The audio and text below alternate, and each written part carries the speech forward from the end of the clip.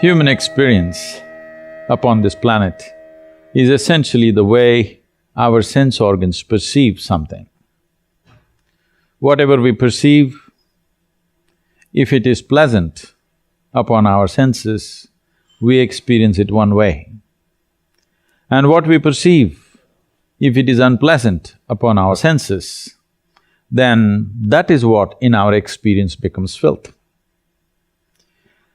So if our surroundings are not clean, or in other words, if our surroundings are not pleasant upon our senses, the images that we create in our mind, the projections that happen upon our experiencing mechanism or the seat of our experience is unpleasant. When you create unpleasantness like this, then to go into blissful states of experience or to take charge of the seat of experience so that you can consciously generate the nature of your experience, or you can consciously dictate the nature of your experience will become difficult.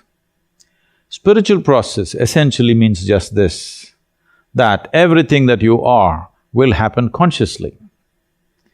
That is, your experience of life is determined by you. Because your experience of life is determined by you, whether you're peaceful or disturbed is not determined by the atmosphere. Whether you're happy or unhappy is not determined by the nature of what's happening around us. Whether you're miserable or joyful is also determined essentially by what you're doing with yourself, within yourself. If this has to happen, it is important that our sense organs are not perceiving something as unpleasant. So creating a clean atmosphere is a natural consequence of people turning spiritual. As a part of this, we have done a lot of work.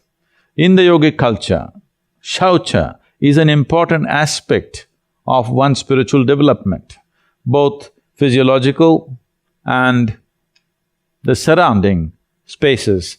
Being in a state of shaucha is very important because our cleanliness is not just within the body.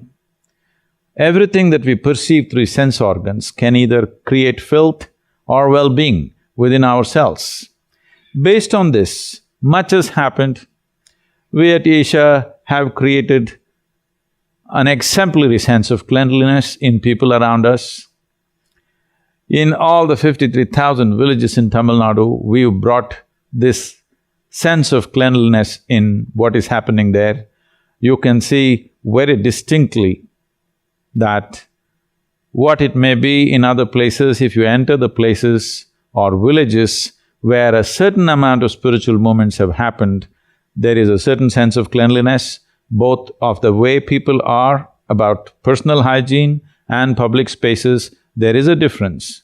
Still there is a lot to be done, but I feel the biggest lapse is there is no system to deal with the garbage that is generated in any living society.